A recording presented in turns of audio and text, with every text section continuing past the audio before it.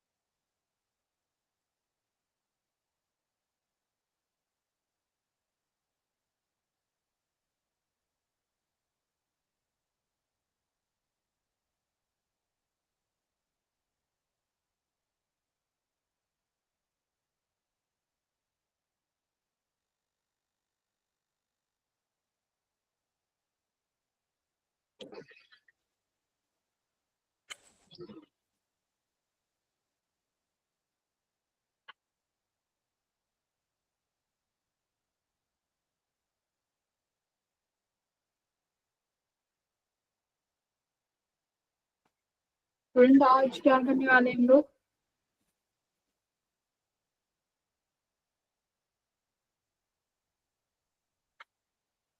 आज पोलराइजेशन थोड़ा सा ही बचा था, वो कंप्लीट कर लेंगे।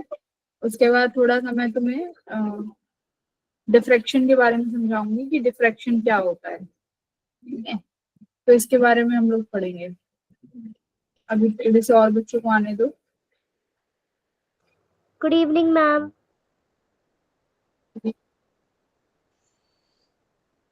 Good evening, ma'am. Good evening, ma'am.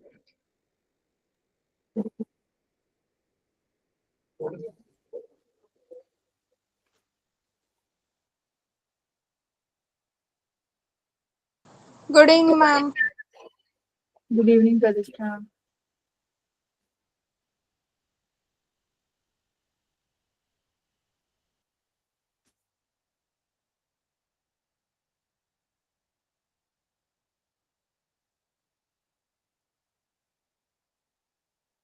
बच्चों को आने देते हैं, 5 मिनट वेट कर लेते हैं।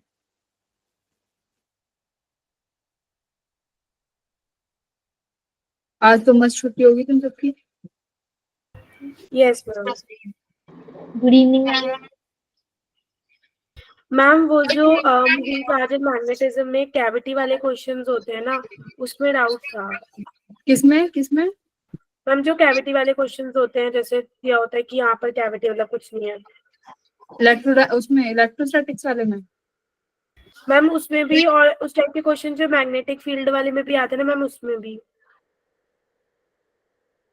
ठीक है, तो अभी मैग्नेटिक फील्ड में तो अभी एक डाउट क्लास होगी तुम्हारी, तो वो वाले क्वेश्चन वहाँ डिस्कस कर लेंगे। असाइनमेंट में होंगे ना ऐसे क्वेश्चंस?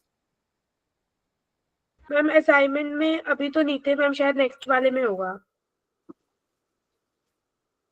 असाइनमेंट में शायद होंगे, अगर नहीं होंगे तो एक बार डिस्कस कर लेंगे। ठीक है, ओके मैम।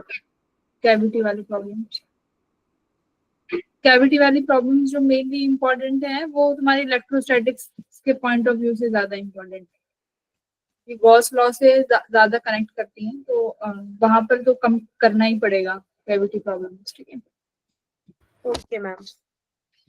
तो डाउट क्लास ले लेंगे एक कैविटी वाली। और कोई बाकी के बच्चे, कैसी प्रिपरेशन चल रही है तुम्हारी जेई की? प्रतिष्ठा तो मैं देखती हूँ ग्रुप में एक्टिव रहती है, बाकी भावना भी। अभी तो भावना बिल्कुल भी असाइनमेंट नहीं सबमिट कर रही है भावना। मैम रोहित किए हैं। ये है? मैम 2 बार कर दिए। अच्छा, तुमने आज ही किया होगा फिर दोनों बार का। मैम नहीं कल, मैम कल ही कर दिए थे। हाँ, अभी ना लिस्ट बनानी रह रही है, मुझे लिस्ट बनानी है बैठ के तुम सबकी। तो मैं जब लिस्ट बनाऊंगी ना तब मुझे क्लियर पता चलेगा किस किसने क्या मैम किया है। वो असाइनमेंट वाले ग्रुप पे मेरे को भी ऐड कर दो ना, मैं आपको मैसेज करूँ? अब तो तुम सभी एडेड हो, अब तो जहां तक है नो सब एडेड मैम, हो। मैं नंदिनी, प्रियांशी, सबको कर दिया। अनुष्का, आप फीडिंग इंडिया से ना, महाराष्ट्र से? Yes yes sir. Training college programme से मैं देखता हूँ अनुष्का आपका। ठीक है, मैं आपको अपडेट करता हूँ। Okay, thank you. Okay, Anushka.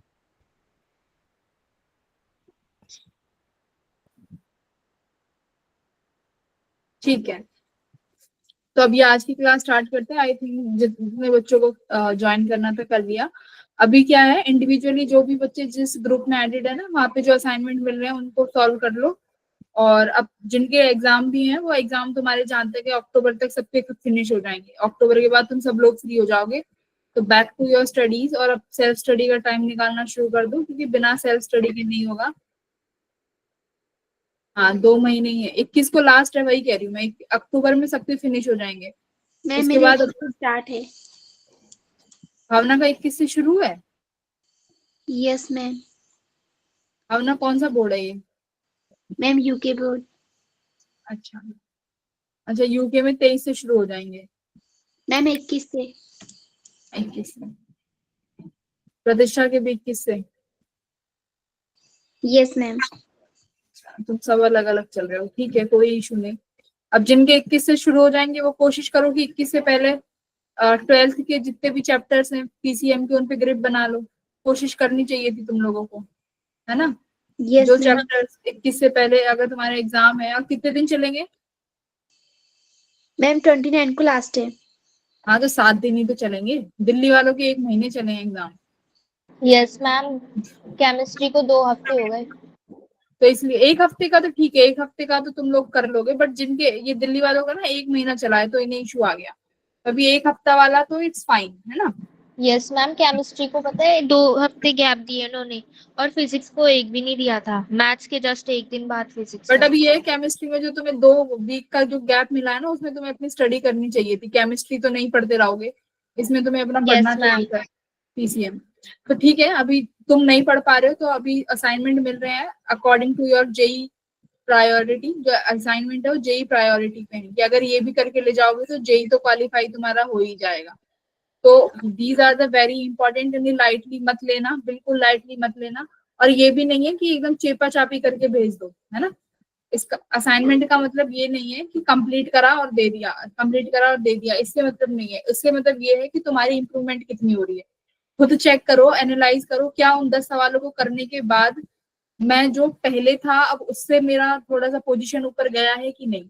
ये उन असाइनमेंट का असली मतलब है। ठीक है, तो ये चेपा चापी मत करना, या फिर मुझसे नहीं हो रहा, मैडम तो मांग रही है, मैम बोल रही है दे दो दे दो, तो तुम लोग फटाफट फटाफट करके दे दोगे। ऐसे नहीं होगा, है ना? तो खुद की सेल्फ इम्प्रूवमेंट देखनी है, क्योंकि हर पॉइंट पे मैम तो नहीं आएंगी। मैम चलो तुम्हें एक गाइड दिखा, एक तुम्हें रास्ता दिखा सकती है, बट उस रास्ते पर चलना तो तुम्हें खुद ही है ना। तो अपना सेल्फ इम्प्रूवमेंट देखो कि क्या उनसे इम्प्रूवमेंट हो रही है, नहीं हो रही तो क्या रीजन है। है ना कहीं इसका मतलब यू आर लैगिंग। कोई भी परेशानी हो अपने अपने मेंटर्स के पास जाओ, they will solve your problem. क्योंकि 3 महीने हैं, मैं रोज तुम्हें मोटिवेट करती हूँ 5 मिनट, ये 3 महीने भाई अपना पूरी जान लगा दो सभी बच्चे, ठीक है। एकदम सोना पीना खाना सब टाइम मैनेज करो। तो पोलराइजेशन पे आते हैं। पोलराइजेशन पे हम लोग ने क्या कहाँ तक पढ़ लिया था, सेलेक्टिव एब्जॉर्प्शन तक पढ़ लिया था। तो पोलराइजेशन कोई बताएगा कि पोलराइजेशन क्या होती है? What is polarized and unpolarized light? Rajat? Ma'am जिससे पहले जो लाइट होती है वही आगे जाती है पोलराइज से।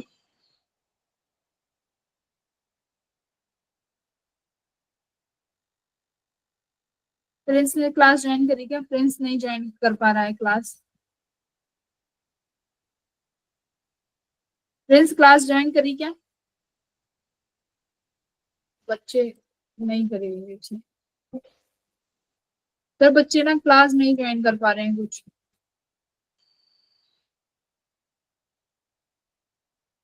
यस मैम, परसों मैं भी नहीं कर पाई थी।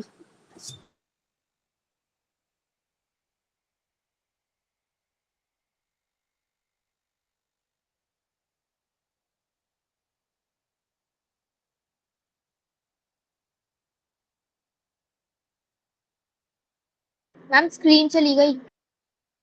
अभी रिमूव करिए।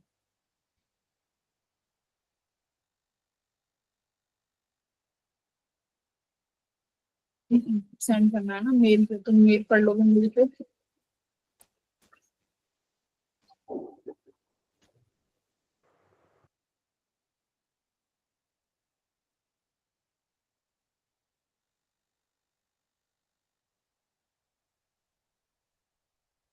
रोहित तुम ये ऐसे अटपटे सवाल क्यों पूछते हो? क्लास में ये समझो, क्लास में जो पढ़ाया है वो किसी भी तरीके से गलत नहीं हो सकता है कॉन्सेप्चुअली जिस तरीके से हम लोग समझ रहे हैं उसमें थोड़ा बहुत एरर हो सकता है, बट हम ये क्वेश्चन नहीं कर सकते कि मैडम ये ऐसे क्यों हो गया, है ना, ये ऐसे नहीं होना चाहिए था। तो जो नहीं होना चाहिए वाला पार्ट है वो फिजिक्स में डिलीट करके चलो, क्योंकि जो स्टडी दे दी है साइंटिस्टों ने भाई वो दे दी है, उसे हम लोग नहीं वो कर सकते, है ना क्वेश्चन। तो अभी तुम्हारा फोकस होना चाहिए number of question solving practice पे। तो उनको सॉल्व करो, बजाय कि कॉन्सेप्ट के एकदम फाइन डिटेल्स में जा रहे हो इस टाइमिंग पे, तो ऐसा नहीं करते। बिल्कुल सही बोला कि पोलराइज लाइट हमारी ऐसी लाइट है जिसमें इलेक्ट्रिक फील्ड वेक्टर्स कैसे होंगे?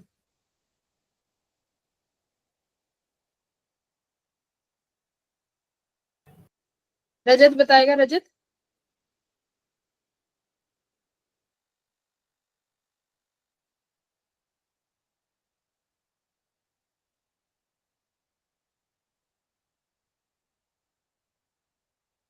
तो बोलता ही नहीं है।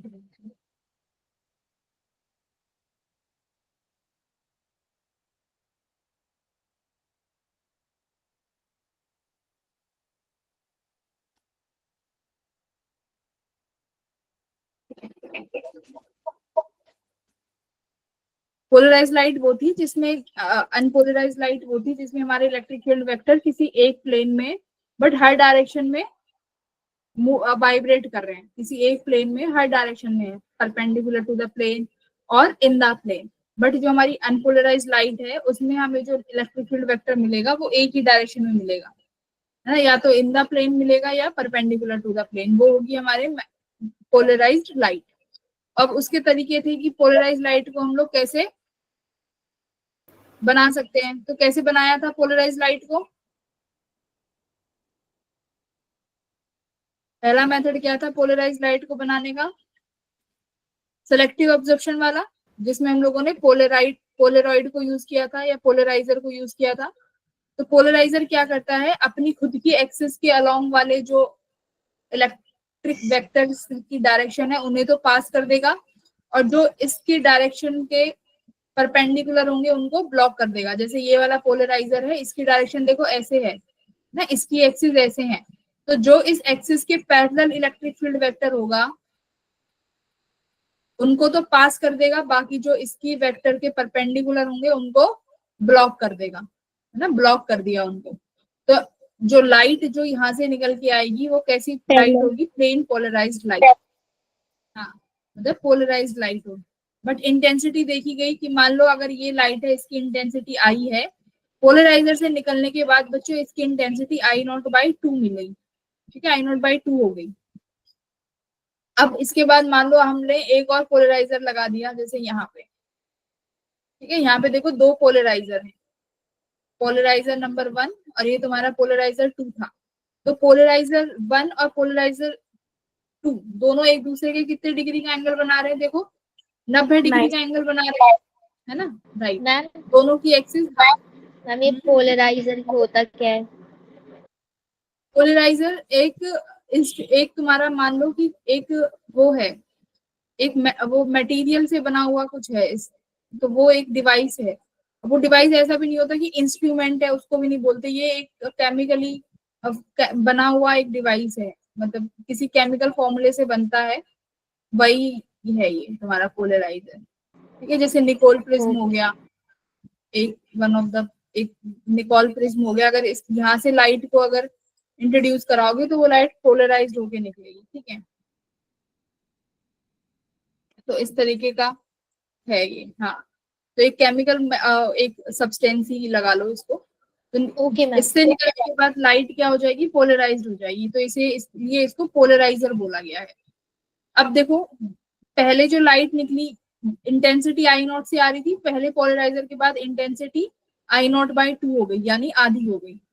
अब देखो जो लाइट जो निकली, जो इलेक्ट्रिक फील्ड वेक्टर्स हैं, ये सारे किस डायरेक्शन में है? Parallel to the plane. देखो ये वाले हैं parallel to the plane, dot dot है परपेंडिकुलर टू द प्लेन। ठीक है, डॉट को परपेंडिकुलर से दिखाया गया, ये परपेंडिकुलर टू द प्लेन है। अब देखो जब ये सेकंड पोलराइजर पे इंसिडेंट करेंगे, सेकंड पोलराइजर की डायरेक्शन कैसी है? परपेंडिकुलर। Yes ma'am. मैंने क्या कहता, ये उन्हीं को पास करेगा जो इसकी डायरेक्शन के अलोंग होंगे। तो ये वाले वेक्टर तो इसकी डायरेक्शन की परपेंडिकुलर है ना? तो ये सबको ब्लॉक कर देगा, तो हमें कोई भी लाइट देखने को नहीं मिलेगी। तो no intensity will be found. तो ये चीज किस पे डिपेंड करेगी बच्चों? हमने पढ़ा था कॉस स्क्वायर के थीटा पे। तो यहाँ पर इंटेंसिटी डायरेक्टली प्रोपोर्शनल है कॉस स्क्वायर थीटा पे।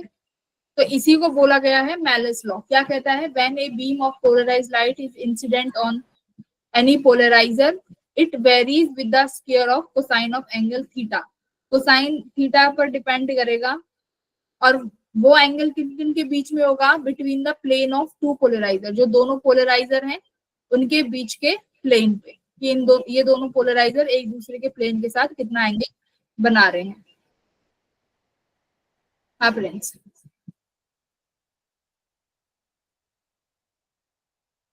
तो I is directly proportional to cos square theta. अब ये I कौन सी इंटेंसिटी है बच्चों? जो पोलराइजर से क्रॉस करने के बाद मिलेगी, यानी ट्रांसमिटेड। ठीक है, तो ये ट्रांसमिटेड है कि ट्रांसमिट होने के बाद कितनी मिलेगी। आई नॉट कौन सी है? जो इंसिडेंट हुई है। ठीक है, आई नॉट हमारी इंसिडेंट है, और ये I कौन सी है? जो ट्रांसमिट होने के बाद मिलेगी। तो किस एंगल पे वेरी कर रही है? स्क्वायर पे, कॉस स्क्वायर पे। यही मेलिस लॉ है। अगर दोनों पोलराइजर के बीच में जो एंगल है अगर 0 डिग्री है, तो क्या हुआ? मान लो यहाँ से तुम्हारी लाइट गई, इस मतलब ऐसे है ना, ये इस तरीके से वेक्टर थे, इनकी इंटेंसिटी आई नॉट थी। ये पहला पोलराइजर है, तो पहले पोलराइजर को मान लो हमने इस तरीके से एक्सिस पे रखा, तो अब यहाँ से कौन से पास होंगे बच्चों? सिर्फ और सिर्फ पैरेलल वाले, ये पास हो गए, है ना? अब मैंने जो सेकंड पोलराइजर रखा, इसको भी किस डायरेक्शन में रख दिया बच्चों? हाँ मम्मी स्क्रीन नहीं दिख रही। दिख तो रही है मैम, दिख रही है। दिख रही है मैम। हाँ हाँ, तो तुम्हारा खुद का इशू है, एक बार चेक करो। तो सेकंड पोलराइजर को भी मैंने क्या किया? सेम डायरेक्शन में रख दिया, यानी फर्स्ट और सेकंड पोलराइजर के बीच में एंगल 0 डिग्री रखा। तो देखो ये वाली जो लाइट रेज ये जो लाइट रेज सेकंड वाले पे इंसिडेंट हो रही है, ये इसके पैरेलल है ना? तो ये सेम वापस एज इट इज निकल जाएंगी। तो यहाँ पर अगर इंटेंसिटी आई नॉट बाई 2 हो गई, यहाँ पर अभी भी इंटेंसिटी कितनी हो रहेगी? Same I not by 2। कोई चेंज होगा इंटेंसिटी में? कोई चेंज नहीं आएगा। बट अगर मैंने वहीं पर इसको कैसे रख दिया होता? परपेंडिकुलर रख दूं, तो इसलिए क्या दिखा है, देखो i is equals to i not, मतलब सेम रहेगा। तो ये हमारी यहाँ पे इंसिडेंट आई नॉट बाई 2 थी, ट्रांसमिटेड भी कितनी हुई, आई नॉट बाई 2। तो ये हमारी इंटेंसिटी सेम रहेगी, है ना, तो सेम ही आ गई। अगर मान लो अब मैं इस सेकंड वाले को यहाँ पे चेंज कर देती हूँ विद परपेंडिकुलर, कि ये ऐसी लाइन को क्रॉस करने देगा जो परपेंडिकुलर होंगी, मेरे पास आ ऐसी रही है, तो एक भी ट्रांसमिट नहीं होगी, तो ये आई नॉट बाई 2 कितनी मिलेगी, 0। तो यही चीज इसने बताया है, तो डिपेंड करेगा थीटा पे। पोलराइजर क्या है, देखो ये लिखा हुआ, polarizer is made of long chain of molecules oriented with the polarizer. देखो पोलराइजर कुछ नहीं है, ये केमिकल सब्सटेंस है, जैसे निकोल प्रिज्म बना हुआ, एक दो नाम और हैं, तो मैं तुम्हें पूरा ही अच्छे से बताऊं, एक बार नाम देख लेते हैं, मैंने एक ही देखा था, और भी हो सकते हैं। लेट मी सी, हाँ निकोल प्रिज्म है, और एक जैसे टूरमेलाइन क्रिस्टल है, मतलब एक क्रिस्टल है जो टूरमेलाइन से बना हुआ है, ये भी एक हाइड्रोजन कंपाउंड ही होगा ना। और बस यही है, दो ही है तुम्हारे सिलेबस में, यही नाम है। हाँ रोहित, ठीक है, केमिस्ट्री में भी पढ़ा होगा तुमने, केमिस्ट्री में भी आएगा शायद।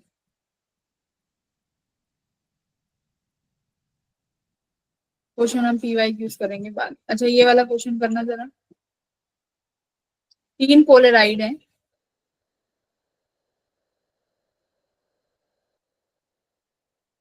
हर किसी का 60 डिग्री का एंगल है with respect to the preceding one, तो फाइनली लाइट भेजा है।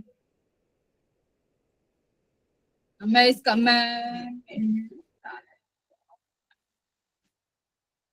अच्छा नहीं क्या है, ये जो फॉर्मूला है ना, ये फॉर्मूला बताया है, आई और आई नॉट क्या है। आई नॉट यहाँ पे वो है जो किसी भी पोलराइजर पर इंसिडेंट हुई है, ठीक है, आई नॉट। और आई क्या देगा, आई वो वाली इंटेंसिटी है जो ट्रांसमिट होगी। ट्रांसमिट का मतलब है जब after electric field vectors block हो गए और कितना निकला है ना, ब्लॉक होने के बाद वो पोलराइजर कितनी इंटेंसिटी को बाहर ट्रांसमिट कर रहा है, तो ये ट्रांसमिटेड हो गई आई नॉट इंसिडेंट 0। हाँ, तो इंसिडेंट का मतलब है कि कितनी इंटेंसिटी आपने इंसिडेंट कराई है। चलो ये वाला क्वेश्चन कर दो अभी पता। अब तुम i not is equal to initial, हाँ आई फाइनल है, आई नॉट तुम्हारी इनिशियल है, मतलब इंसिडेंट कितनी हुई माने तो, और आई फाइनल है, कि फाइनल मतलब बाहर कितनी निकली, बिल्कुल।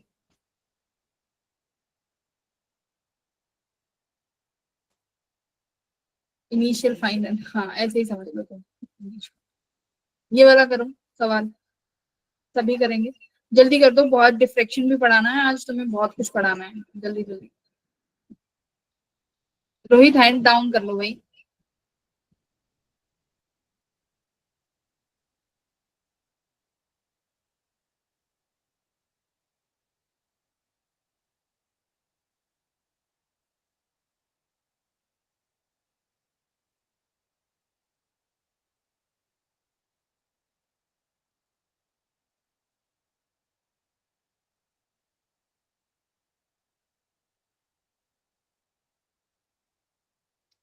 कौन करेगा इसका आंसर, सुरेंद्र बताएगा, सुरेंद्र बड़ा शांत रहता है अब कुछ दिनों से। सुरेंद्र,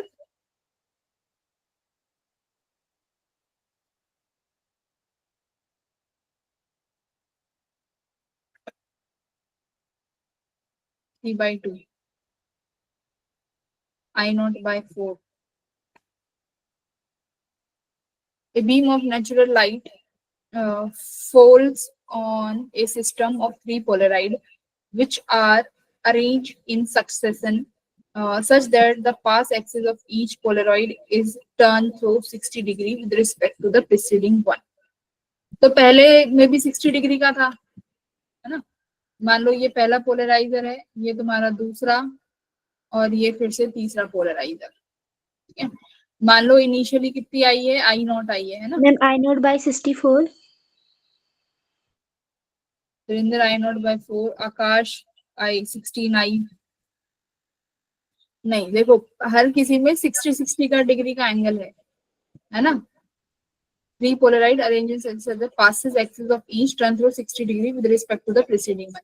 पहला मान लो पहला एकदम अपनी एक्सिस पे है, अब जो सेकंड वाले की एक्सिस होगी वो पहले वाले के 60 डिग्री पे हो गई, है ना।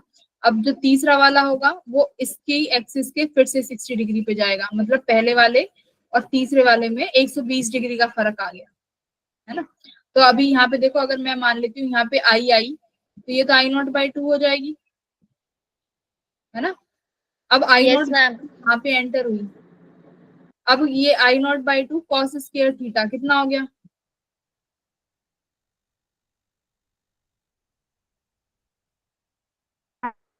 I0/8 I0/2 I0/8 square 60 degree, cos 60 degree कितना होता है 1/2 1/2 और ये स्क्वायर है तो 1/4 हो गया, है ना। ये हो गया I/8।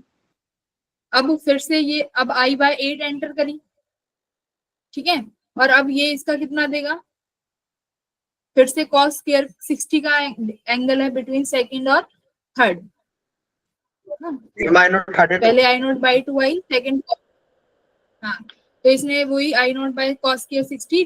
अब तीसरे वाला फिर से हमारे पास I0/8 का cos स्क्वायर वो 60 डिग्री कर दो, फिर 1/4 तो I0/30, ठीक है। तो इतना बड़ा कैसे ले आए तुम सब लोग, क्या कर रहे थे। मैम मेरा सही था। हाँ मनीष का सही है, वेरी गुड मनीष। 512 प्रतिष्ठा कौन सी इंटेंसिटी को मल्टीप्लाई कर लिया, सुरेंद्र आगे करना भूल ही गया, आधा ही करके बताया गया, ठीक है। अब देखो पोलराइजेशन में दो ही लॉ हैं जो इंपॉर्टेंट है, पहला मेलिस लॉ, दूसरा ब्रेविस्टर लॉ, है ना। इसको क्या बोलेंगे मुझे बताना एक बार, ब्रेविस्टर बोलेंगे, ब्रेविस्टर क्या बोलेंगे, ब्रेविस्टर लॉ। ये सेकंड लॉ है, ये बहुत इंपॉर्टेंट है, पहला मेलिस था। इसमें क्या होगा, देखो यहाँ पर जो पोलराइजेशन है ना वो ऐसे देखी गई कि रिफ्लेक्टेड जो रे है वहां से भी देखा गया कि जो रे रिफ्लेक्ट होने के बाद मिल रही है वो जो रे है वो पार्शियली पोलराइज्ड मिली, है ना, वो पार्शियली पोलराइज्ड मिली। कैसे, मान लो मैंने यहाँ पे एक मीडियम बाउंड्री लगा दी कि there is separation of medium, मेरे पास एक इंसिडेंट रे आई, है ना, ये मेरे पास नॉर्मल है, ठीक है, ये इंसिडेंट रे आई। तो अभी देखो ये एक ऐसा मीडियम है जहाँ पे 100% ना तो ट्रांसमिशन हो रहा है ना 100% रिफ्लेक्शन हो रहा है, तो दोनों चीजें होंगी जो कि रियलिस्टिक है ना, है ना। रियल में क्या होता है, दोनों चीजें होती है, 100% तो अचीव करना, मतलब वो तो स्पेशल ऑब्जेक्ट बनाए जाते हैं जब 100% अचीव हो सकती है। तो यहाँ पर क्या होगा, कुछ रे तो बच्चों रिफ्लेक्ट हो गई और कुछ रे मैंने क्या करा दी, ट्रांसमिट करा दी, ठीक है, ये ट्रांसमिटेड, तो ये रिफ्लेक्टेड रे, ये मेरी ट्रांसमिटेड रे। ट्रांसमिटेड को क्या बोलोगे तुम लोग, रिफ्रैक्टेड, एक ही चीज है। ये रे है इंसिडेंट। तो क्या देखा गया, जब जो ये रिफ्लेक्ट होगी जो लाइट गई है ना, ये रिफ्लेक्टेड लाइट कैसी पाई गई, ये लाइट पाई गई पार्शियली पोलराइज्ड, क्योंकि इंसिडेंट रे तो कैसा है, इंसिडेंट रे अनपोलराइज्ड है, वो तो नॉर्मल बीम की तरह आ रही है, वो अनपोलराइज्ड इलेक्ट्रिक फील्ड वेक्टर हर किसी डायरेक्शन में मूव कर रहे हैं एक प्लेन में। बट जो रिफ्लेक्टेड रे है वो हमें मिली पार्शियली रिफ्लेक्टेड। अब पार्शियली रिफ्लेक्टेड थी तो अब पता है क्या किया गया, जब हम लोग इंसिडेंट रे का जो एंगल है इसको अगर मैं बढ़ाती जाऊं, इंसिडेंट रे का एंगल अगर बढ़ाते जाएं, हमने देखा अगर मैं इंसिडेंट रे का एंगल बढ़ाती जा रही हूं तो किसी पर्टिकुलर एक एंगल पे जो रिफ्लेक्टेड रे है वो फुली कैसी हो गई, पोलराइज्ड हो गई, ठीक है। धीरे धीरे इंसिडेंट रे का एंगल बढ़ाते गए तो हमने देखा कि एक पर्टिकुलर एंगल पे हमें वो जो लाइट है रिफ्लेक्टेड वाली वो फुली पोलराइज्ड लाइट मिल गई। तो जब वो लाइट फुली पोलराइज्ड मिली तो उस एंगल, जिस एंगल पर मिली उस एंगल को क्या बोला गया, पोलराइज्ड एंगल। जो इंसिडेंट एंगल है वो पोलराइज्ड एंगल है जहां पर हमें लाइट बिल्कुल पोलराइज्ड मिली है। इतना ठीक है, यस मैम। अब देखो यहाँ पर जब लाइट तुम्हारी बाहर चली गई तो ये फुली पोलराइज्ड लाइट है। अब इसके बाद क्या हुआ, जब ये देखा गया कि जब लाइट फुली पोलराइज्ड हो गई, उसके बाद क्या देखा गया कि जब लाइट फुली पोलराइज्ड हो गई, मान लो मेरी जो ये लाइट है फुली पोलराइज्ड है, this is angle IP, IP मतलब पोलराइज्ड एंगल, जिसपे लाइट पोलराइज्ड हो गई है, ठीक है, और ये तुम्हारी रिफ्लेक्टेड रे है, ट्रांसमिटेड। क्या पाया गया कि ये जो दोनों रे हैं ये आपस में कितने डिग्री का एंगल बना रही हैं, 90 डिग्री का एंगल बना रही है, ठीक है। मान लो ये एयर है, इसका रिफ्लेक्टिव इंडेक्स 1 है, ये इसका रिफ्लेक्टिव इंडेक्स म्यू है।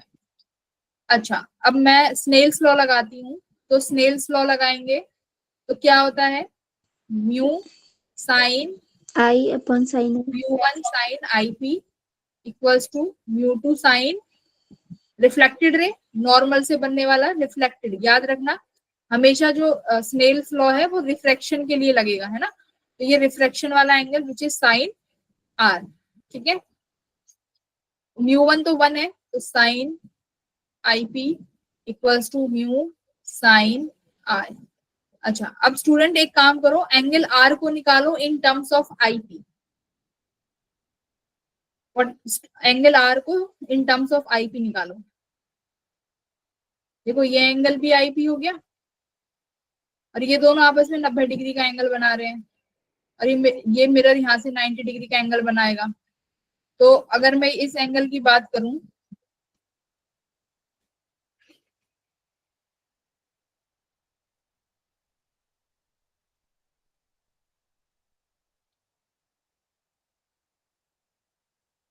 तो ये एंगल, मान लो ये एंगल थीटा है, तो ये एंगल थीटा किसके बराबर हो जाएगा,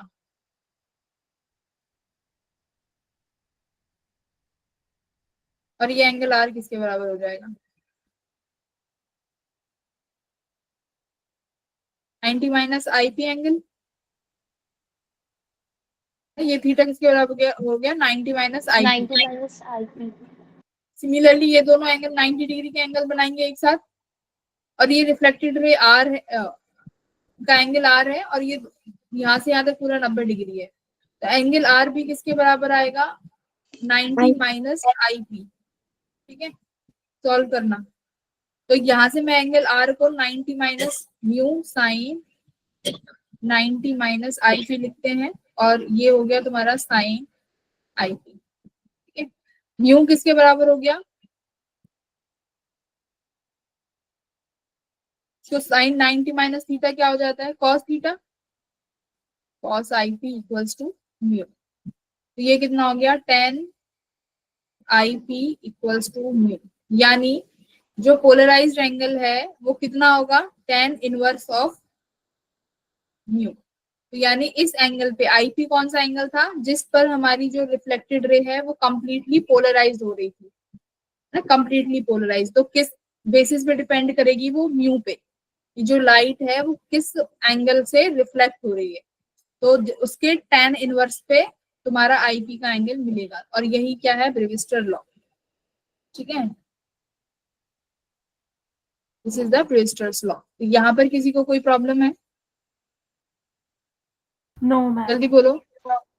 सिर्फ क्या करा है, एक ऐसा एंगल था जिस पर लाइट जो रिफ्लेक्शन वाली है वो कंप्लीटली पोलराइज्ड हो गई, उस पर हमने स्नेल्स लॉ लगा दिया, तो रिफ्लेक्टेड रे का जो एंगल है वो हमें 90 माइनस आईपी मिला। मैम ये मीडियम की प्रॉपर्टी पर डिपेंड, हाँ ये म्यू पे डिपेंड करेगा, है ना, जो यहाँ पर एंगल आई है this is completely depend on the refractive medium.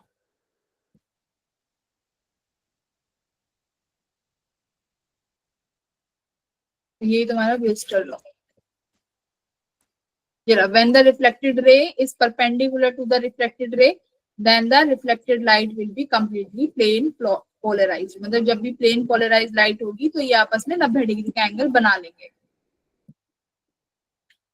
ठीक है। ये स्नेल्स लॉ है, ये मैं ऑलरेडी सिखा चुकी हूँ, स्कैटरिंग वाला तुम्हें नहीं पढ़ना। रिफ्लेक्शन में ये दो ही लॉ हैं, तुम दोनों लॉज को कंप्लीट पढ़ चुके हो, ठीक है। बस इतनी सी है तुम्हारी पोलराइजेशन तुम्हारे सब उसमें, एक तो बाय पोलराइजर्स और दूसरी बाय रिफ्लेक्शन। पोलराइजर से आया है मेलिस लॉ और रिफ्लेक्शन से आया है ब्रेविस्टर लॉ। अब एक मैंने क्वेश्चन ढूंढ के रखा था बढ़िया सा,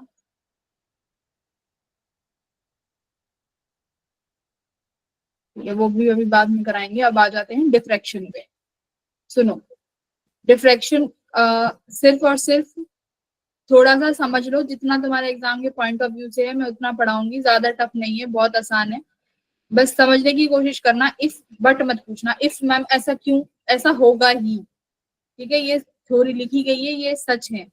तो डिफ्रैक्शन भी बच्चों एक ऐसी फिनोमिना को प्रूव करती है जो ये बताती है कि लाइट क्या है, वेव है, ठीक है।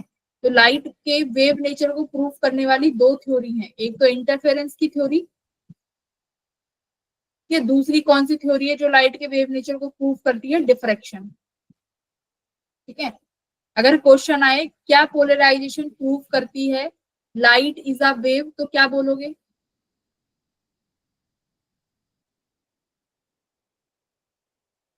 देखो, पोलराइजेशन प्रूव करती है लाइट जो है ईएम वेव है, इलेक्ट्रोमैग्नेटिक वेव है।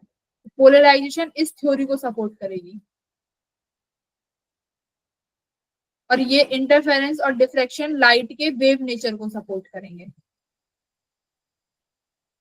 इसके अगला वाला जो चैप्टर पढ़ोगे, wave dual nature of particle, अभी से थोड़ा सा देख लो।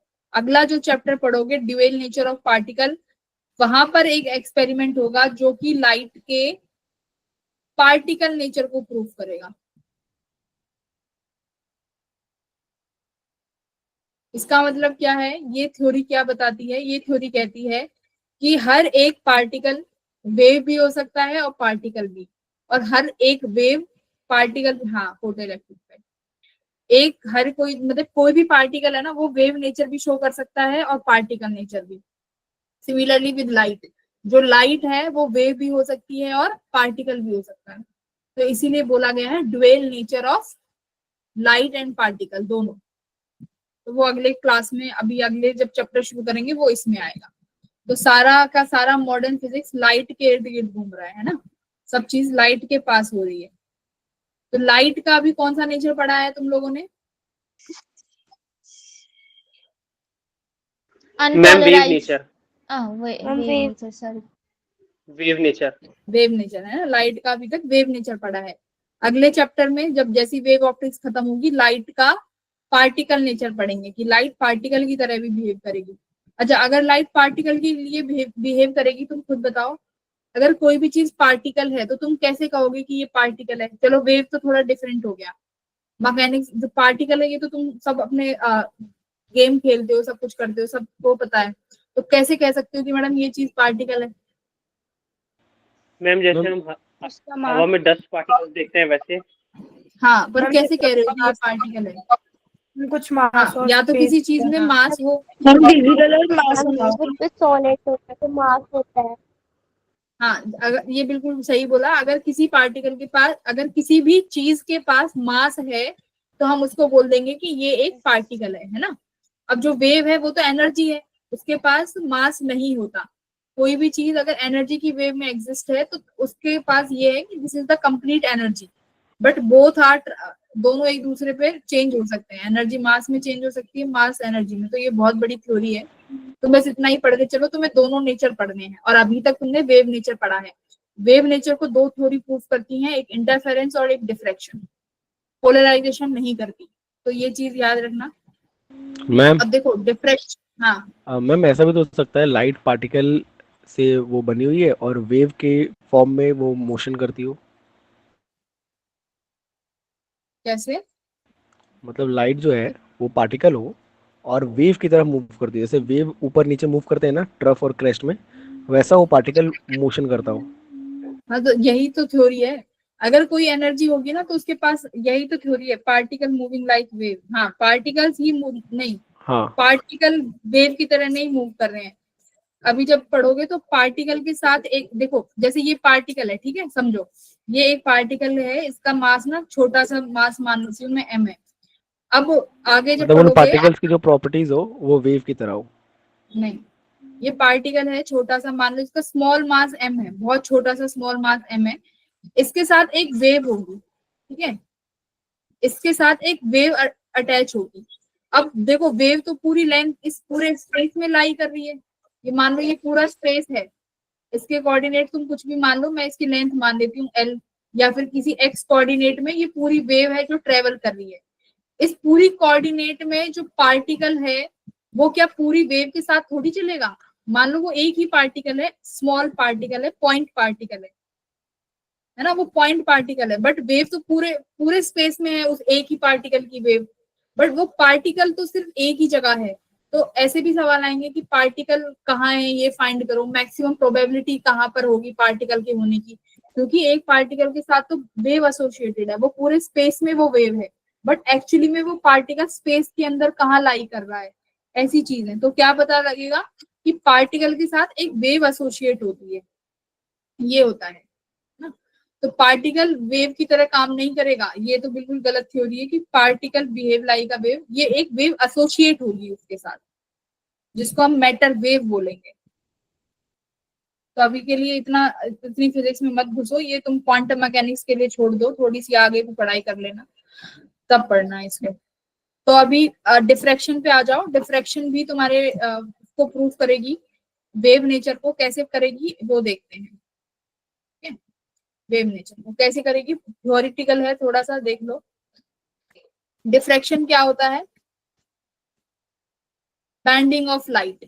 देखो डिफ्रैक्शन बैंड, मान लो कि यहाँ से एक सोर्स आ रहा है, ये क्या दिखा रहा है कि दिस इज अ सोर्स, यहाँ से लाइट आ रही है, मैंने यहाँ पर एक ऑब्स्टेकल लगा दिया, ठीक है, एक ऑब्स्टेकल लगा दिया कि मतलब यहाँ से लाइट पास नहीं कर सकती। तो इसका मतलब जो यहाँ पर स्क्रीन लगी हुई है वहां पर तो जो लाइट है वो पूरा का पूरा रीजन कैसा होना चाहिए था, पूरा का पूरा रीजन कैसा होना चाहिए था? ये स्क्रीन है, ठीक है, ये सोर्स है। अब सोर्स लाइट पूरा शेडेड रीजन कौन सा होना चाहिए था बच्चों? शेडेड का मतलब है जहां पर लाइट नहीं पहुंचेगी, ये पूरा रीजन शेडेड होना चाहिए था ना, ये पूरा रीजन। Yes ma'am. क्योंकि लाइट तो स्ट्रेट सीधा ट्रेवल करती है, और जहां पर ये तुमने एक ऑब्स्टेकल लगा दिया, मतलब यहाँ पर मान लो तुमने कोई ऐसी चीज लगा दी जो कि लाइट को ब्लॉक कर रही है, तो लाइट को ब्लॉक कर रही है तो मतलब लाइट नहीं पहुंचनी चाहिए इस शेडो रीजन में। बट क्या पाया गया कि जो लाइट है ना, ऑब्स्टेकल लगाने के बाद शेडो रीजन में पहुंच रही है, मतलब जो शेडो रीजन जो ए बी है वो ए बी ना होके वो कुछ स्मॉल रीजन है ना, जब शेडेड रीजन में भी लाइट जा रही है, तो इसी को क्या बोला गया? डिफ्रैक्शन बोला गया।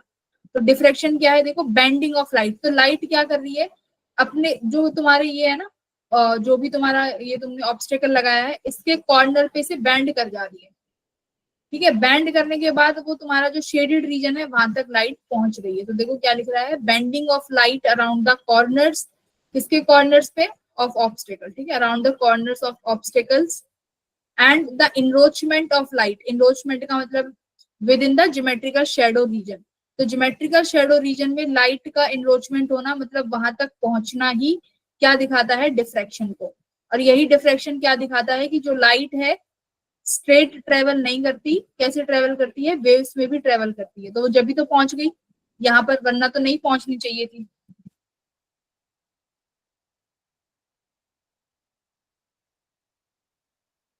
अभी सारे बच्चे यहाँ पढ़ लो, लाइट क्या है वो तुम्हारा काम नहीं है, वो जब तुम साइंटिस्ट बनो अपने, जब एस.सी. वर्मा सर की तरह, जब इनकी खोज करना कि लाइट क्या है।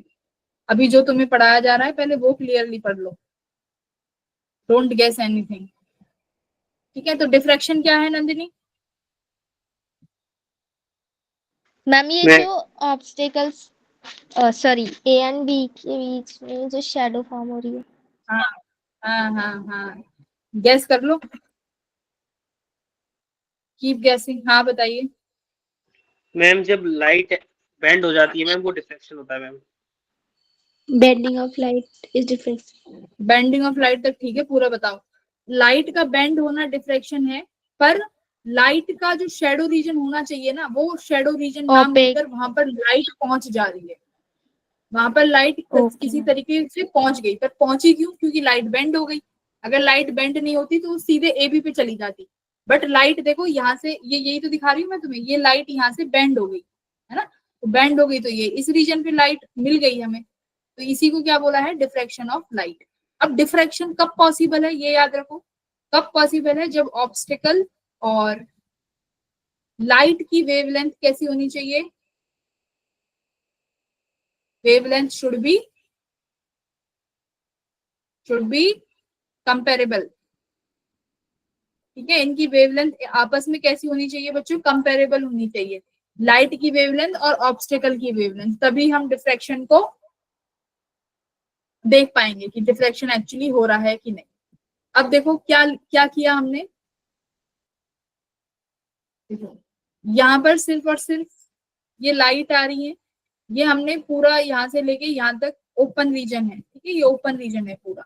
लाइट एंड एग्जिट करेगी यहाँ से, लाइट कैसे वेव की तरह बैंड हो गई, ये लाइट Yes, निकली, ma'am. देखो ये बैंड हुई लाइट, ये बैंड हुई, ये लाइट यहाँ से चली गई। तो लाइट का ये फॉर्मेशन वेव की तरह बताता है, और यहाँ पर भी ये इंटरफेरेंस है, जैसे कंस्ट्रक्टिव और इंटरफेरेंस Constructive, destructive. ये इंटरफेरेंस दिखा रहा है ना, this is the interference. Yes, ma'am. Similarly diffraction में देखो, ये तो इंटरफेरेंस की बात है कि इंटरफेरेंस ने भी वेव नेचर प्रूव कर दिया कि सीधी लाइट नहीं जाती, लाइट हमें बैंड उसमें किसी पैटर्न में दिखी, तो क्यों दिखी, वो इंटरफेरेंस में पढ़ लिया। अब ऐसे डिफ्रैक्शन में भी क्या हमें ये पैटर्न देखने को मिलेगा? तो देखो ये अभी हम सिंगल स्लिट से समझते हैं क्या कह रहा है सिंगल स्लिट एक्सपेरिमेंट, ध्यान से देखो।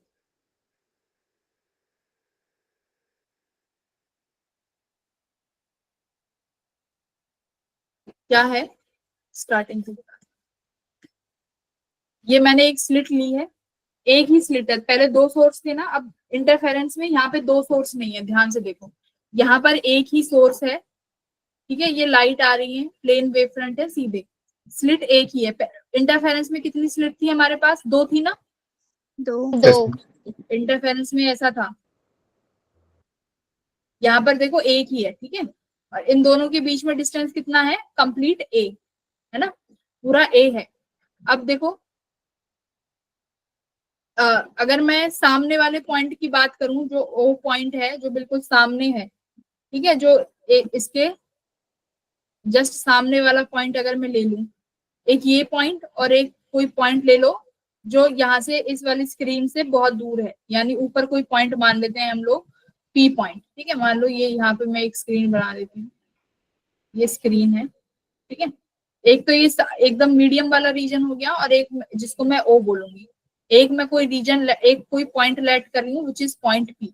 अब इन दोनों पॉइंटों पे हम लोग देखेंगे कि कैसा पैटर्न मिलेगा, या वेव्स जो इंटरफेयर करेंगी कंस्ट्रक्टिवली करेंगी या डिस्ट्रक्टिवली करेंगी, वो होगा डिफ्रैक्शन, है ना। तो अभी उनके हमें देखना है कि उनकी कंडीशंस क्या क्या हैं। तो एक बार सेंटर के लिए देखो बच्चों, सेंटर के लिए कैसे देखेंगे? पहली बार सेंटर के लिए कोई लाइट रे आई, अगर मुझे वो सेंटर तक लेके जानी है, ये देखो लाइट रे यहाँ से निकलेगी, यहाँ से निकलेगी, यहाँ से भी निकलेगी, यहाँ से भी निकलेगी, यहाँ से भी निकलेगी। बोलो, पहले मैं दो की बात करती हूँ, ध्यान से देखना, सेंटर वाला समझ गए तो सारे समझ जाओगे, फटाफट से बोलो। देखो मैं बोल रही हूँ, पहली लाइट यहाँ से आई और यहाँ से आके ओ पॉइंट पर पहुंच गई, इन दोनों के बीच का डिस्टेंस कितना है? ए। ये मिड पॉइंट कोई है, मिड पॉइंट का यहाँ से डिस्टेंस कितना हो जाएगा? a/2, और ये a/2, ये याद रखो, ठीक है। ये जो ओ पॉइंट लिया है मैंने जस्ट बिल्कुल मिड पॉइंट पे सामने लिया है। अब देखो जो मैं यहाँ से जो लाइट को लेके जाऊंगी वो ओ पॉइंट पे सेम डिस्टेंस चलेंगी ये दोनों लाइट, हाँ कि ना? बोलो। No, ma'am. No, bye no. Pratishtha बताओ, क्यों लग रहा है ऐसा कि नहीं चलेंगी सेम डिस्टेंस?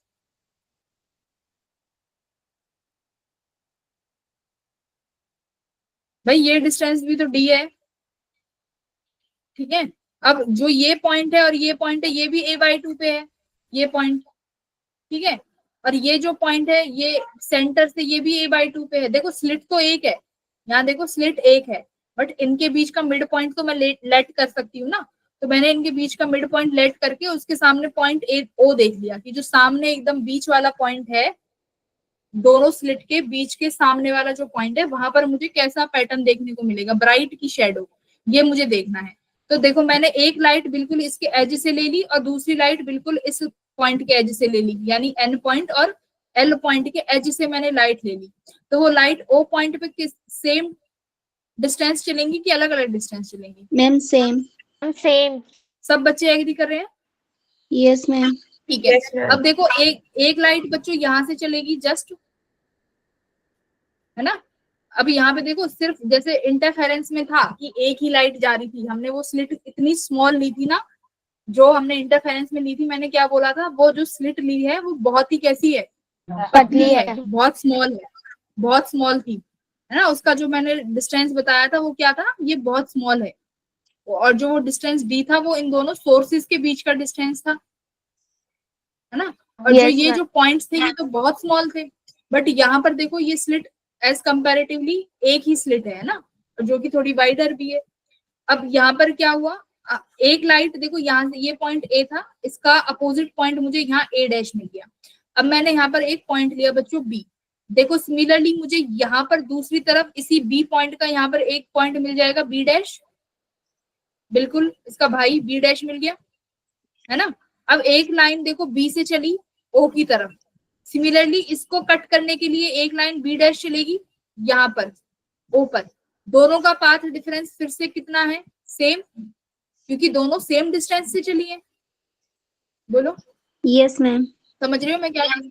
दोनों का पॉइंट देखो ये ऐसे है कि तुम्हारे पास ये चीज है इतनी, ये पॉइंट मैंने पहले एज वाले ले लिए, ए पॉइंट और ये ए डैश पॉइंट, मैंने जस्ट इसके नीचे एक पॉइंट लिया विच इज बी, ठीक है, सेम डिस्टेंस नीचे ए के, सेम डिस्टेंस नीचे एक पॉइंट लिया बी। सिमिलरली ए डैश के ऊपर मैंने एक सेम डिस्टेंस का पॉइंट लिया बी डैश। क्या अब मुझे बताओ बी और बी डैश जब ओ पॉइंट पर पहुंचेंगे तो इनका पाथ डिफरेंस सेम रहेगा कि अलग रहेगा? सेम रहेगा ना। Yes ma'am. क्योंकि दोनों सेम Yes, डिस्टेंस पे चल रहे हैं और दोनों सेम डिस्टेंस नीचे है। सिमिलरली मैं यहाँ से एक पॉइंट, ये तो मेरा मिड पॉइंट है, ठीक है, तो मैंने ये सी पॉइंट ले लिया, सेम इस सी पॉइंट के अपोजिट नीचे से एक पॉइंट उठा लिया सी डैश। अब अगर ये दोनों लाइट यहाँ से निकलेंगी और सी पर पहुंचेंगी तो ये सब फिर से कैसे इंटरफेयर करेंगी यहाँ पे, सेम डिफरेंस पाथ पे। और पाथ डिफरेंस अगर मतलब सेम पाथ का मतलब है पाथ डिफरेंस इज 0 और पाथ दोनों की डिस्टेंस है वो सेम है, तो मतलब जब ये पॉइंट ओ पर पहुंच रही हैं तो पाथ डिफरेंस कैसा मिला, 0। और पाथ डिफरेंस 0 होता है तो हमें कैसा पैटर्न दिखाई देगा, कंस्ट्रक्टिव डिफ्रैक्शन में, है ना, कंस्ट्रक्टिव दिखाई देगा। तो सेंटर पर कैसी फ्रिंज मिलेगी, सेंट्रल मैक्सिमा, है ना। सेंटर पे क्या मिला बच्चों, सेंटर मैक्सिमा मिला, इतना क्लियर है। सेंटर पे मैक्सिमा क्यों मिला, ठीक है, ओके। अब एक पॉइंट देखो, अगर मैं पॉइंट पी की बात करती हूँ, है ना, पॉइंट पी की अगर हम बात करें, हाँ रुको नेक्स्ट पेज पे चलते हैं। पॉइंट पी की मैं अगर बात करूं, और पॉइंट पी देखो, पॉइंट पी पे मैं दो, एक ये वाली रे ले रही हूँ, एक ए और एक एन के एज से चलने वाली रे ए डैश, जो कि दोनों एक दूसरे के अपोजिट है एकदम, है ना। एक बिल्कुल एल से चली, एक एन से चली, दोनों एक दूसरे के अपोजिट है। दोनों का एक दूसरे से अभी तक जो पाथ है वो बराबर दूरी पर है, इन दोनों को सेम पी पॉइंट पे जाना है ना। तो दोनों का पाथ, तो दोनों का, हाँ रोहित क्या कह रहा है रोहित,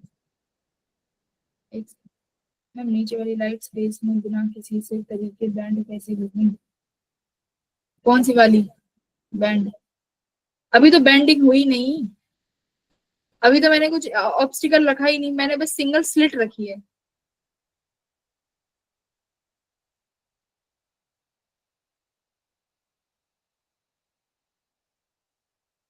मैम ये जो क्यू वाली है वो परपेंडिकुलर है ना, हाँ अभी ब्लू वाली फेस से। हाँ अभी पहुंचते हैं मैम, बीच में जो आ रही है वो सीधा नहीं जाएंगी।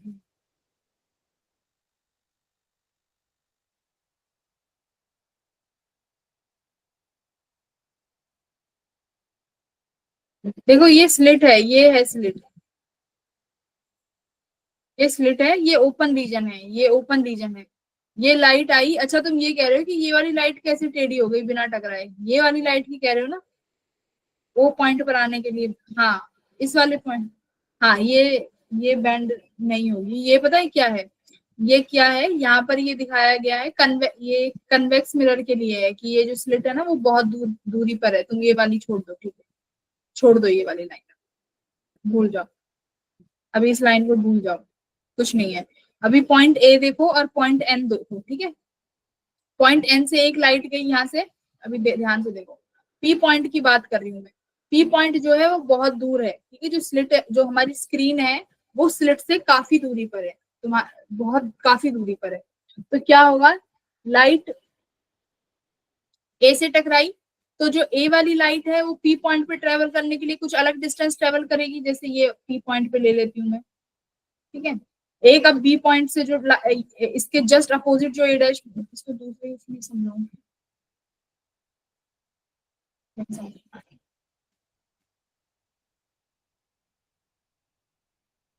ये समझ में आ गया, ये रफ कर दूं ये वाली line? Yes ma'am. Yes ma'am. ना, अब पी पॉइंट के लिए देखो, अब पी पॉइंट के लिए क्या करेंगे, अब ये स्लिट थी हमारी, ठीक है। अब ये यहाँ कहीं बच्चों पी पॉइंट होगा, इस पी पॉइंट पे अब मुझे निकालना है कि क्या मिलेगा, है ना, क्या मिलेगा। तो देखो, अब एक लाइट तो यहाँ से चली, ठीक है। इन दोनों स्लिट का अभी भी मैं सेंटर लेके चल रही हूँ, ये सेंटर है, और इन दोनों पॉइंट के बीच का डिस्टेंस हमें ए दिया हुआ है, ठीक है। अब एक यहाँ से चली, अब दोनों सेम पाथ लेके चलेंगे कि अलग अलग लेके चलेंगे पी पॉइंट पे? डिफरेंट डिफरेंट पाथ है, तो डिफरेंट, हाँ डिफरेंट पाथ होगा दोनों का, क्योंकि ऊपर वाली कम डिस्टेंस चल रही है, जो ये एल वाली है ये कम डिस्टेंस चल रही है, और जो एन वाली है ये ज्यादा डिस्टेंस चल रही है। तो कितना ज्यादा चल रही है उसके लिए फिर से मैंने परपेंडिकुलर ड्रॉप किया, इस वाली लाइन से यहाँ पर एक परपेंडिकुलर ड्रॉप कर दिया। तो मैंने बोला कि ये जो डिस्टेंस है ये मेरा एक एक्स्ट्रा डिस्टेंस है, ये मेरा डिस्टेंस ए है ना, जैसे इंटरफेरेंस में किया था। तो देखो ये डिस्टेंस कैसे फाइंड करेंगे,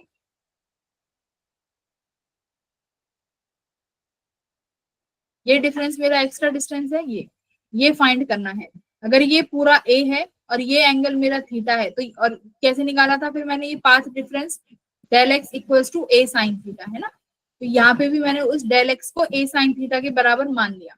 बट अब बात आती है कि ये जो पाथ डिफरेंस है पी पॉइंट पर, क्या कंडीशन होनी चाहिए कि मैक्सिमा बनाए कि मिनिमा बनाए।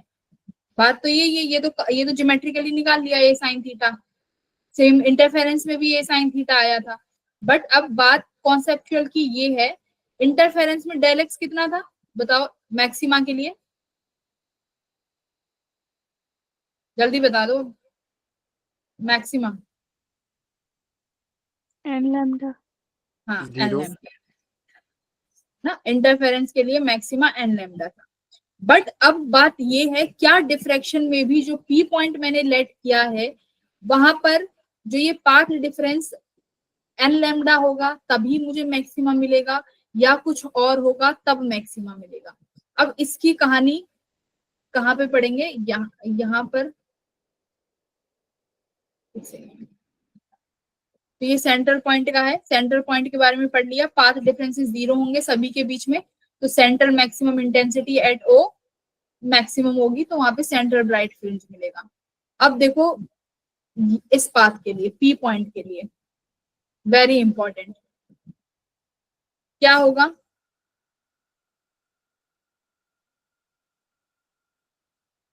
ये कोई पी पॉइंट है मेरा स्क्रीन पे, मैंने पॉइंट्स डिवाइड कर लिए। देखो ए, इसका ए पॉइंट से लाइट गई और यहाँ पर ए डैश से लाइट गई। तो एक बात देखो, अगर मैं बोल रही हूँ जो मेरा कितना था ए साइन थीटा इक्वल्स टू जो डेल एक्स है, मैं उस डेल एक्स को बच्चों लैम्डा के बराबर मान रही हूँ। किसके बराबर, पाथ डिफरेंस है ना एक्स साइन थीटा, कितना आया था ए साइन थीटा, सॉरी।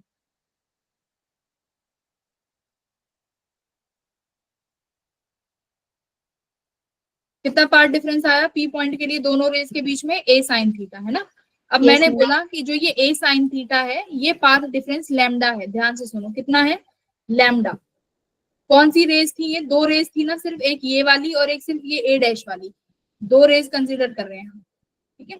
बिल्कुल एजिस पे हैं, दोनों का डिस्टेंस बिल्कुल एक दूसरे से ए डिस्टेंस है। अब एक चीज देखो, जो ए वाली सॉरी, इन दोनों के बीच में पाथ डिफरेंस कितना है? लैम्डा है ना? लैम्डा। Yes ma'am.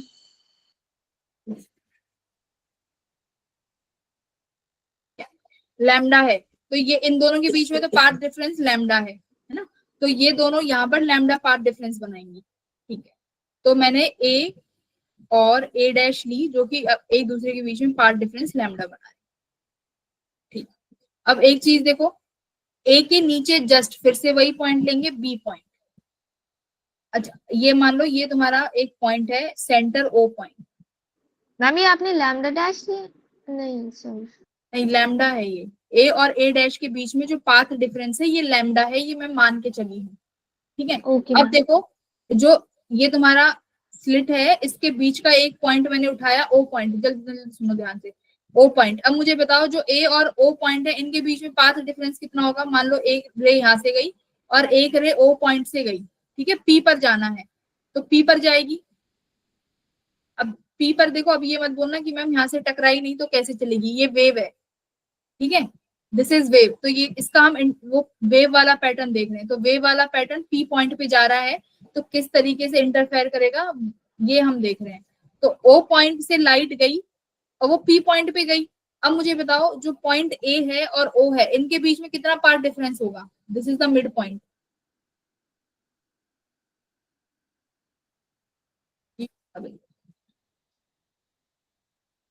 ध्यान से दो, जो ए था और जो ए डैश था, λ/2। हाँ, ये जब बिल्कुल एक दूसरे से सेम दूरी पे थे तो उनके बीच में पाथ डिफरेंस लैम्डा था। ओ जो मिड पॉइंट है वो ए से और ओ से कितनी दूरी पे बनाएगा पाथ डिफरेंस? λ/2। ठीक है, सिमिलरली तो मैं यहाँ पे देखो क्या लिख रही हूँ, A and O path difference कितना है? λ/2। ठीक है, अब देखो ए डैश एंड ओ इनके बीच में भी पाथ डिफरेंस कितना आएगा बच्चों? λ/2। λ/2।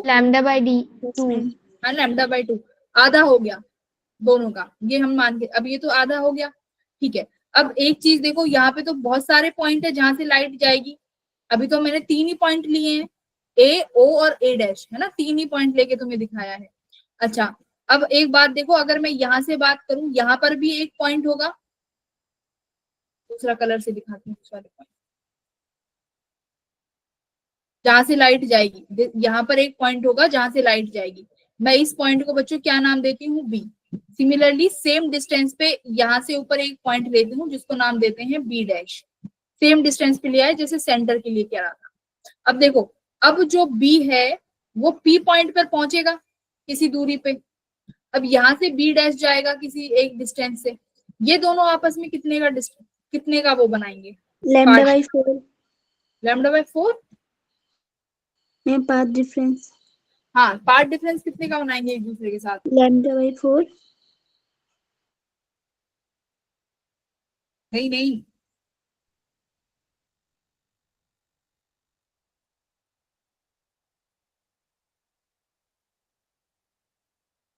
क्या बोल रही हूँ देखो, ए और ओ के बीच में तुमने बोला λ/2 है, ए डैश और ओ के बीच में भी बोला तुमने λ/2 है। लैम्डा से नहीं नहीं आकाश नहीं, इन दोनों के बीच में λ/2 है। अब इनको ना ऐसे मान लो, एक तो लाइट ऊपर है ए ओ और एक पोर्शन नीचे है which is O A dash. तो अब देखो, हर पॉइंट के अपोजिट एक पॉइंट होगा जो कि λ/2 डिस्टेंस बना रहा होगा। एक बार रिपीट कर पॉज।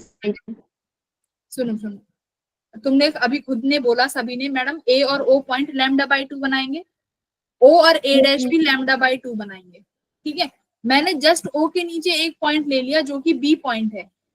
सिमिलरली ए डैश के ऊपर एक पॉइंट उठा दिया जो कि बी डैश है।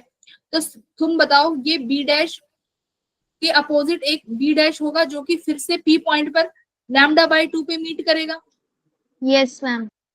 फिर मैंने यहाँ से एक पॉइंट ले लिया सी, इस सी के एक कॉरेस्पॉन्डिंग यहाँ पे एक पॉइंट होगा सी डैश जो कि पी पॉइंट पर फिर से λ/2 डिस्टेंस बनाएगा। इनको अब ऐसे समझ लो, दो चीज हो गई, एक तो ये हो गया ओ ए रीजन, ये एक हो गया ओ ए डैश रीजन, है ना? तो ओ ए के पॉइंट के कॉरेस्पॉन्डिंग नीचे वाला एक कॉरेस्पॉन्डिंग पॉइंट है जो कि पी पर λ/2 डिस्टेंस बना रहा है। अब एक बात बताओ, जब भी पाथ डिफरेंस λ/2 होता है, लैम्डा मतलब क्या था? Path difference. पाथ डिफरेंस जब लैम्डा बाय 2 होता है तो कौन सी कंडीशन सेटिस्फाई होती है? Ma'am destructive interference. Destructive minimum interference, very good ना, डिस्ट्रक्टिव इंटरफेरेंस। इंटरफेरेंस। हाँ, तो मैंने यहाँ पे पाथ डिफरेंस डेल एक्स कितना लेके चली, लैम्डा, यानी n की वैल्यू यहाँ पर थी 1। मुझे कैसा इंटरफेरेंस मिला, डिस्ट्रक्टिव इंटरफेरेंस। ठीक है, कैसा वो मिला पैटर्न, डिस्ट्रक्टिव। तो इसका मतलब यहाँ पर डार्क के लिए जो पाथ डिफरेंस होगा, मैं इस n को 1 भी कर सकती हूँ, 2 भी कर सकती हूँ और 3 भी कर सकती हूँ। तो पाथ डिफरेंस कितना होना चाहिए, n lambda for the dark fringes. ठीक है, तो यहाँ पर हमारे पास कितना हो गया, रफ करती हूँ,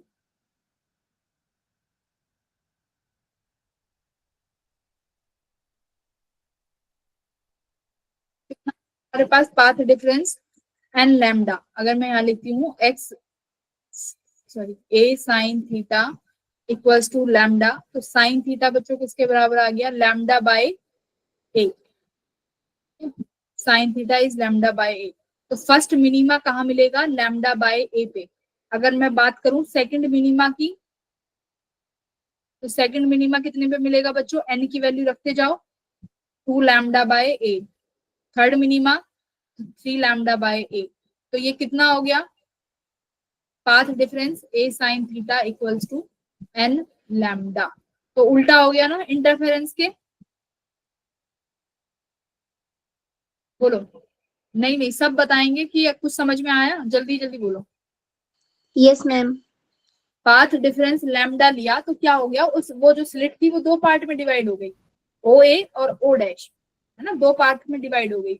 तो ऊपर वाली स्क्रीन के जो भी पॉइंट है उनके कॉरेस्पॉन्डिंग एक पॉइंट मिलेगा। जैसे अभी हमने ए और ओ लिया था, इन दोनों, मान लो ये तुम्हारा ए पॉइंट था, ये ओ था और ये ए डैश था।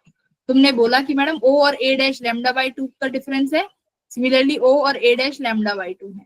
तो देखो हर पॉइंट होगा ना, तो अगर तुम यहाँ से एक पॉइंट उठाओगे, एक पॉइंट यहाँ से मिल जाएगा, तो दोनों फिर से लैम्डा बाई 2 डिस्टेंस बनाएंगे। तो मतलब टोटल जो पाथ डिफरेंस पी पे जा रहा है वो लैम्डा बाई 2 जा रहा है। लैम्डा बाई 2 पे डिस्ट्रक्टिव इंटरफेरेंस मिलेगा। तो जब भी तुम्हारी वेवलेंथ n लैम्डा है तो you will get destructive interference. A और ए डैश, नो, ए और ए डैश के बीच में लैम्डा है, नहीं नहीं, ए और ए डैश में लैम्डा बाई 2 क्यों होगा, वो तो मैं मान के चली हूँ कि ए और ए डैश में लैम्डा है, वो तो मैंने लेट किया है, तभी तो ए और ओ के बीच में आधा हुआ है, क्योंकि ओ मिड पॉइंट है।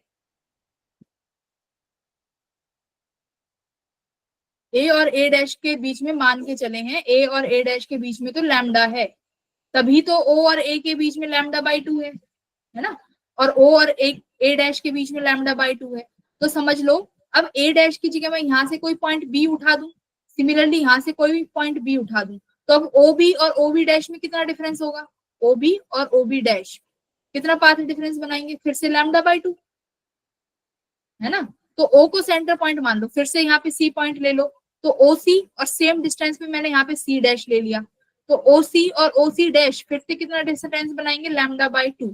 तो इसका मतलब ओ से ऊपर और ओ के नीचे हर एक कॉरेस्पॉन्डिंग पॉइंट है, जो कि ओ के साथ अगर मैं रेफरेंस लूं तो पी पॉइंट पर लैम्डा बाई 2 पर मिलेंगे, जो कि एक डिस्ट्रक्टिव इंटरफेरेंस बनाएगा। तो एन लैम्डा जो कंडीशन है ये हमें देगी डिस्ट्रक्टिव इंटरफेरेंस। यहाँ से तुमने थीटा, थीटा अगर बहुत छोटा है क्योंकि sine theta is very small, you can take इस थीटा, तो theta will be equal to n lambda by 8। Keep n की value 1 2 and 3, you will get your dark fringes. Dark fringes की जो कंडीशन है वो क्या हो गई, अपोजिट ऑफ इंटरफेरेंस। जल्दी बोलो। Yes ma'am. Yes ma'am. अभी किस किस को समझ में आ रहा है, मनीष समझ आ रहा है? मैम मैम एक बार दोबारा बता दो मैम, हाँ स्क्रीन मैं चली बता गई रही हूँ, थी रजत, मेरी। बिल्कुल बिल्कुल, रजत, मनीष, रजत बोल ही नहीं रहा, रजत क्लास में हो कि नहीं हो,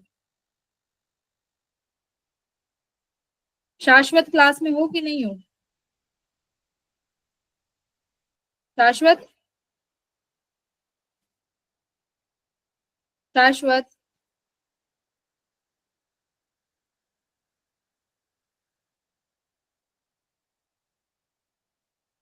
युवराज,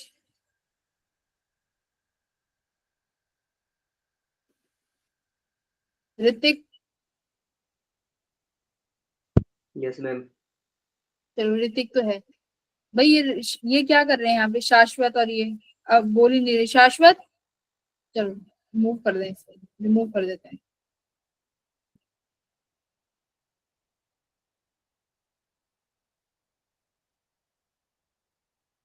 जी बच्चे हैं भी बड़े।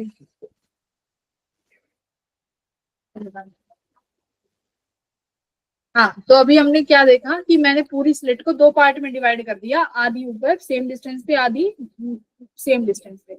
इनके जो एजेस वाले पॉइंट हैं ए और ए डैश, इनके बीच का पाथ डिफरेंस लैम्डा ले लिया। ऊपर वाला डिस्टेंस और नीचे वाले डिस्टेंस हर एक point lambda by two O से इसके एज का distance lambda by two, O से इस वाली स्लिट के नीचे वाले पॉइंट का डिस्टेंस लैम्डा बाई टू। अब उस ए के नीचे अगर बी पॉइंट ले लूं और इस ए डैश के ऊपर बी पॉइंट ले लूं, तो ओ बी और ओ बी डैश फिर से path difference lambda by to P point पे। फिर बी Yes, के नीचे एक पॉइंट सी ले लिया, तो ओ सी और इस पॉइंट पे सी डैश ले लिया नीचे से, तो ओ सी डैश और ओ सी फिर से पी पॉइंट पे लैम्डा बाई टू डिस्टेंस बना रहे होंगे। Lambda by to Yes. Lambda by to lambda by to कौन सी कंडीशन है? डिस्ट्रक्टिव। And lambda by 2। हाँ, तो यहाँ से तुम्हें जो फर्स्ट मिनिमम मिला है वो क्या हो गया? Sine theta. ये लैम्डा लिया, ए यहाँ पर चला गया lambda by to, sine theta बहुत छोटा हो गया तो साइन को सिर्फ थीटा लिख सकते हैं, और ये कितना हो गया? N lambda by. ठीक है, ये कंडीशन होगी डार्क फ्रिंजेस की। तो अपोजिट हो गया इंटरफेरेंस के। अब बताओ मैक्सिमा में क्या हो जाएगा? अगर मुझे मैक्सिमा चाहिए तो मैक्सिमा के लिए क्या कर लेंगे बच्चों? ब्राइट फ्रिंज, जल्दी बताओ।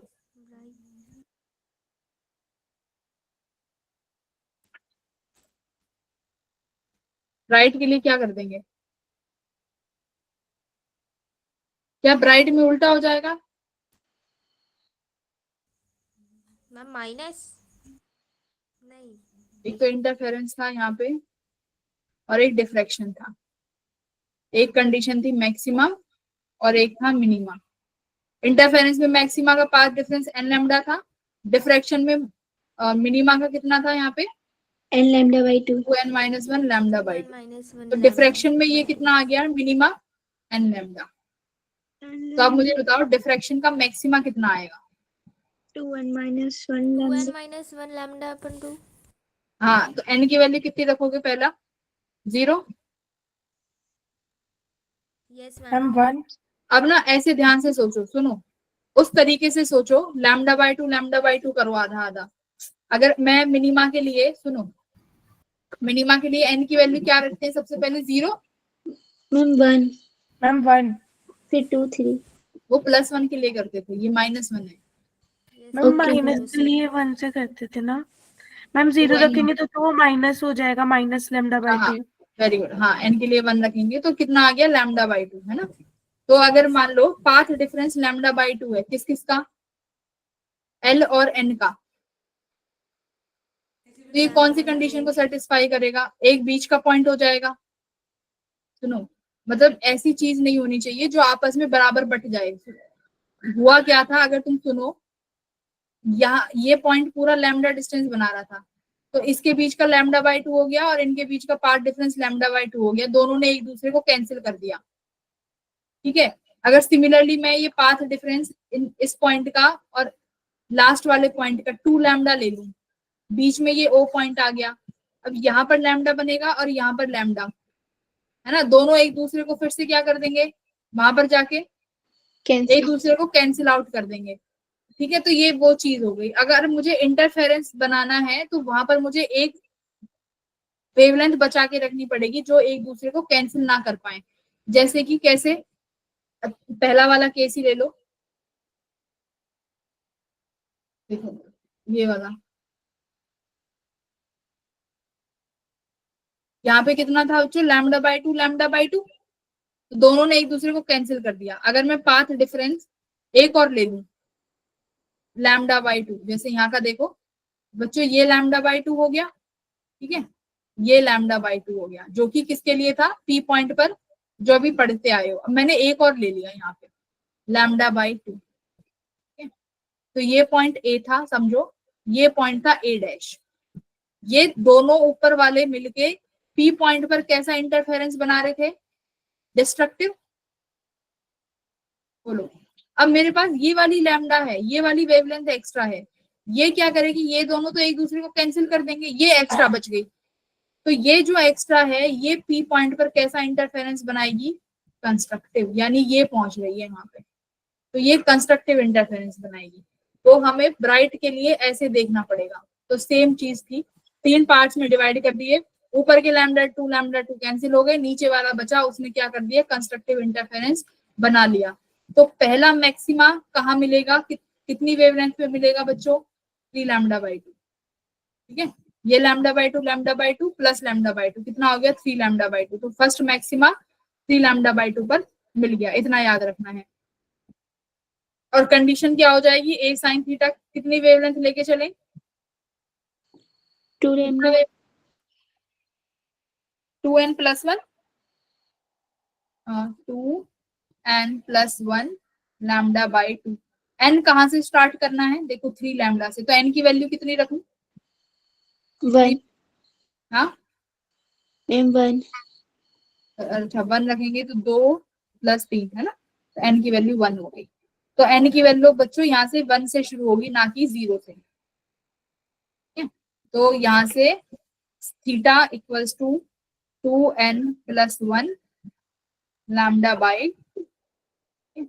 ये कंडीशन है तुम्हारे मैक्सिमा की। तो पहला मैक्सिमा 3λ/2 पे मिलेगा। तो यहाँ पर अगर मैक्सिमा लिख लूं तो 2n + 1 λ/2, but n should be equal from started from 1। अच्छा 0 रखना, अगर n की वैल्यू 0 रखेंगे तो कितना आया, n की वैल्यू 0, λ/2 आया ना। Yes ma'am. अब λ/2 आया तो मतलब मैंने ये 2 पॉइंट कट करे, बीच का पॉइंट काटा, जो ये वाले पॉइंट है इन दोनों के बीच का पाथ डिफरेंस λ2 है, इन दोनों का कितना हो जाएगा, λ/4 और इसका λ/4। तो दोनों बराबर हो गए, फिर से किसी पॉइंट पर जाके एक दूसरे को कट कर देंगे तो कुछ नहीं मिलेगा। तो इसलिए पहला मैक्सिमा λ/2 पर नहीं मिला। ठीक है, क्योंकि ये इवन हो जाएंगे और एक दूसरे को कट कर देंगे। 3λ/2 पे मिल जाएगा। अब देखो 5λ/2 पे मिल जाएगा, क्यों मिल जाएगा 5λ/2 पे, n = 2 रख देंगे। हाँ n = 2 तो लिख दिया, पर 5λ/2 पर क्यों मिलेगा पैटर्न, मैम वो कट नहीं करेगा ना, क्योंकि λ/2 और λ/2 को उड़ा देगा। देखो इनकी पेयर बना लो, एक तो λ/2 हो गया, λ/2, फिर एक λ/2 एक λ/2 और एक और λ/2। मैंने 5 λ/2 को 5 बार लिख दिया। ये दोनों पेयर एक दूसरे को कट कर देंगे, ये दोनों पेयर एक दूसरे को कट कर देंगे, मेरे पास एक एक्स्ट्रा बच गया, ये जाके उस पॉइंट पर इंटरफेरेंस बना देगा। ठीक है, तो मैक्सिमा के लिए तुम्हें अनइवन देखने हैं, अगर इवन होंगे तो एक दूसरे के पेयर को कैंसिल कर देंगे, ऐसे समझ लो। तो पहला इंटरफेरेंस इसलिए λ/2 पर नहीं मिला। ठीक है, रीजन ये है λ/2 पे क्यों नहीं मिला, तो इसलिए नहीं मिला। λ/4 इवन हो गए, एक दूसरे को उड़ा देंगे इसी पॉइंट। समझ में आ गया क्या थ्योरी है अभी तक? Yes ma'am. Yes ma'am. अब 15 मिनट कंक्लूड कर लेते हैं कि आज की क्लास में पढ़ा क्या है डिफ्रैक्शन में, है ना। तो क्या पढ़ा है, कौन समझाएगा? सारा इसमें लिखा हुआ है, अगर तुम्हें रफली नोट करना था तो ये रहा। तो कंडीशंस, फर्स्ट मैक्स सेंटर में तो रहेगा ही रहेगा, सेंटर मैक्सिमा, बट अगर नंबर की बात करूं तो वो 3/2 लैम्डा पे मिलेगा। मैम ये वाला किसके लिए? ये मैक्सिमा है ना, ब्राइट फ्रिंज। Okay ma'am. अब देखो इंटेंसिटी वेरिएशन, देखो क्या होगा, बहुत ध्यान से सुनना, ये वेरिएशन बहुत इंपॉर्टेंट है। क्या जो सेंटर था वो तो एकदम मैक्सिमा, एकदम सेंटर मैक्सिमा था, मतलब सेंटर ब्राइट पोजीशन थी। तो ये जो ब्राइट है ना, इसका इंटेंसिटी देखो कितनी स्ट्रॉन्ग है, पीक कितना आगे है ना। अब देखो जो और मैक्सिमा है, इनके पीक देखो कम होते जा रहे हैं ना, देखो पीक देखो कम होते जा रहे हैं ना। Yes ma'am. पीक कम होने का मतलब क्या है, जो विड्थ है वो भी क्या होती जा रही है बच्चों, कम होती जा रही है। देखो ये कितनी, ये वाला कितना, इसकी लेंथ कितनी ज्यादा है, अब इसकी लेंथ देखो कितनी सी हो गई, अब इसकी लेंथ देखो इसकी लेंथ देखो, तो मतलब डिफ्रैक्शन में जो पैटर्न होगा उनकी जो फ्रिंज विड्थ है वो सेम नहीं रहेंगी, वो कैसी होती जाएंगी। मान लो ये सेंटर मैक्सिमा है, ध्यान से देखो, तुम्हें जो फर्स्ट डार्क मिला उसकी जो थिकनेस थी या फिर विड्थ थी इतनी थी, फिर से तुम्हें एक ब्राइट मिल गया, ये फर्स्ट डार्क लिख देती, ये फिर से ब्राइट है कोई, ठीक है। अब मान लो ये जो अब डार्क मिलेगा ना, अब इसकी जो डिस्टेंस है सेकंड डार्क, इसकी थिकनेस देखो कम हो गई। अब जो थर्ड डार्क मिलेगा इसकी थिकनेस मतलब विड्थ की बात करूं तो और कम हो गई। फोर्थ वाला जो होगा वो बिल्कुल कम होता चला जाएगा, मतलब यहाँ पे जो एनर्जी का डिस्ट्रीब्यूशन है वो बिल्कुल इक्वल नहीं है ना। यहाँ पर देखो इनकी जो थिकनेस है वो कम होती जा रही है, तो ये इंटेंसिटी दिखा रहा है, इंटेंसिटी विल बी डिक्रीजिंग और ऑल्सो द विड्थ, विड्थ भी कम होती चली जाएगी जैसे जैसे आगे बढ़ोगे, ठीक है। तो ये सबसे बड़ा डिफरेंस है उसमें इंटरफेरेंस में और डिफ्रैक्शन में। तो ये देखो ये क्या था, lambda by a minima, lambda by a minima, second minima 2 lambda by a, third minima 3 lambda by a पे, ठीक है। मैक्सिमा, पहला मैक्सिमा कितने पे मिलेगा 3 lambda by A, 3 lambda bye 2a, फिर कितने पे मिलेगा बच्चों 5 लैम्डा बाय 2a, फिर कितने पे मिलेगा 7 लैम्डा बाय 2a। तो तुम्हें कंडीशन पलट देनी है इंटरफेरेंस की और डिफ्रैक्शन की, बस n की याद रख लेना कि यहाँ पर n इक्वल्स टू 1 से स्टार्ट होगा ना कि 0 से, ठीक है। Okay ma'am. बस ये ध्यान रखना है, बाकी दोनों चीज पलट देना कि मैं यहाँ पे शॉर्ट नोट में लिख देती हूँ, इंटरफेरेंस, डिफ्रैक्शन, मैक्सिमा और मिनिमा।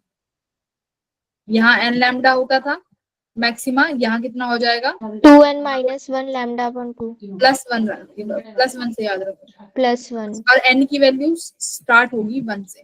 1 से यहाँ पर Yes, कितना ma'am. होता था 2n + 2n 1 minus 1 प्लस से याद lambda upon 2 प्लस से, Plus n की 1. वैल्यू 0 से स्टार्ट होती है, पर 0 यहाँ से? पर 1 से। मैक्सिमम वाली प्लस में। है ना, अच्छा ओके।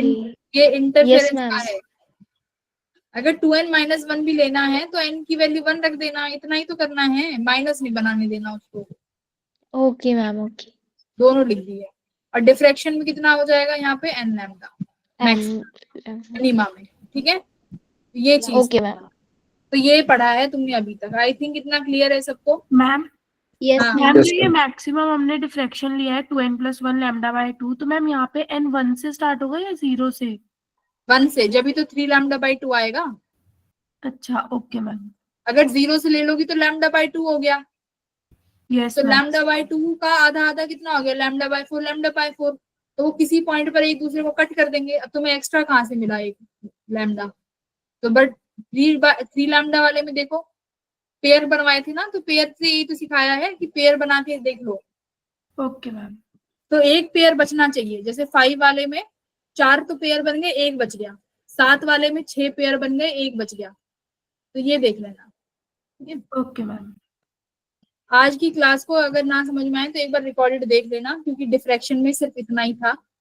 कंफ्यूज मत होना, मैंने बहुत कोशिश करी है समझाने की कि समझ में आ जाए। आई होप आ भी गया हो बहुत बच्चों को, जिनको नहीं आया है एक बार गो थ्रू हो जाना, दोबारा रिकॉर्डिंग देख लेना 2x पे, तो डेफिनेटली समझ में आ जाएगा, ठीक है। Okay ma'am. तो आज तुम्हारा ये चैप्टर कंप्लीट होता है, क्या कह रहे हो? मैम किसी ने डाउट पूछा है? 2n - 1 ज्यादा सही होता उसने फर्स्ट डार्क के लिए। अच्छा तुम कह रहे हो 2n - 1 रखते, तो नहीं, अगर 2n - 1 रख के n = 1 रखते तो लैम्डा बाय 2 नहीं आ जाता फिर। Yes ma'am. ये याद रखो, इंटरफेरेंस में पहला मैक्सिमम लैम्डा बाय 2 पे नहीं मिलेगा, n की वैल्यू जो मन करे रख लो, बस कॉन्सेप्ट याद रखो, रटो मत।